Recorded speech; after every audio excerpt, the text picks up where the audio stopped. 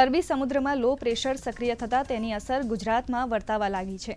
છેલ્લા 24 કલાકમાં રાજ્યના 55 તાલુકામાં વરસાદ નોંધાયો છે, જેમાં સૌથી વધુ રાજકોટમાં 2.5 ઇંચ વરસાદ વરસ્યો છે, જ્યારે અમરેલીના કુંકાવાવ વડિયામાં 1.25 ઇંચ, સુરતના માંગરોળમાં 1.5 ઇંચ, આણંદના તારાપુરમાં અને જામનગરના જામજોધપુરમાં 1-1 ઇંચ, તો પંચમહાલના મોરવા હડફ તથા આણંદના હાંસોટ અને વાગરામાં 0.5 ઇંચ વરસાદ નોંધાયો છે। તો બીજી તરફ ઉત્તર પૂર્વ રાજસ્થાન પર અપર એર સાયક્લોનિક સર્ક્યુલેશન સક્રિય થયું છે, ત્યારે હવામાન વિભાગે જણાવ્યું હતું કે અરબી સમુદ્રમાં હાલ વોલમાર્ક લો પ્રેશર સક્રિય થઈ રહ્યો છે। આગામી 24 કલાકમાં આ સિસ્ટમ ડિપ્રેશનમાં પરિવર્તિત થશે।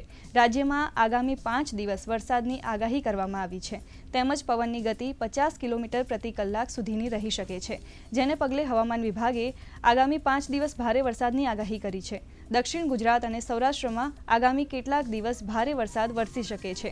સુરત, વલસાડ, નવસારી, તાપી, દાદરાનગર હવેલી, દમણ, ગીર સોમનાથ, અમરેલી, ભાવનગર, દીવ, રાજકોટ, જામનગર સહિતના જિલ્લાઓમાં વરસાદ પડી શકે છે। આ દરમિયાન પવનની ગતિ 50 કિલોમીટર પ્રતિ કલાક સુધી રહેશે। તો આ પરિસ્થિતિને પહોંચી વળવા ગાંધીનગર સ્થિત સ્ટેટ ઇમરજન્સી ઓપરેશન સેન્ટર 24 કલાક કાર્યરત છે। દરિયા કિનારાના વિસ્તારોને એલર્ટ કરવામાં આવ્યા છે। સંભવિત અસરગ્રસ્ત જિલ્લામાં પણ કંટ્રોલ રૂમ શરૂ કરવામાં આવ્યા છે। સાથે જ માછીમારોને દરિયો ન ખેડવા સૂચના આપવામાં આવી છે। आज का जो फोरकास्ट है, आने वाला अगले 7 दिन तक राज्यों में बारिश का संभावना है। इसमें जो रेनफॉल का डिस्ट्रीब्यूशन आज बताया गया है, अगले 2 दिन तक आपका स्कैटर्ड रेनफॉल का पूर्वानुमान है और अगले 23, 24, 25 को फेयरली वाइड स्प्रेड रेन है और 26, 27 को स्कैटर्ड रेनफॉल का पूर्वानुमान दिया गया है। इसमें आपका हेवी रेनफॉल का वार्निंग आज दिया गया है। इसमें थंडरस्टॉर्म भी रहेगा लाइटनिंग के साथ।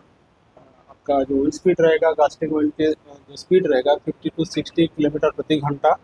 उसमें डे 2 में भी हम लोग हेवी रेनफॉल का वार्निंग दिए हैं और मतलब 22 को मेनली जो southern districts of Saurashtra Kutch की और गुजरात रीजन के साउदर्न डिस्ट्रिक्ट के हिस्सा में ये हेवी रेनफॉल आइसोलेटेड जगह में होने का पूर्वानुमान दिया गया है।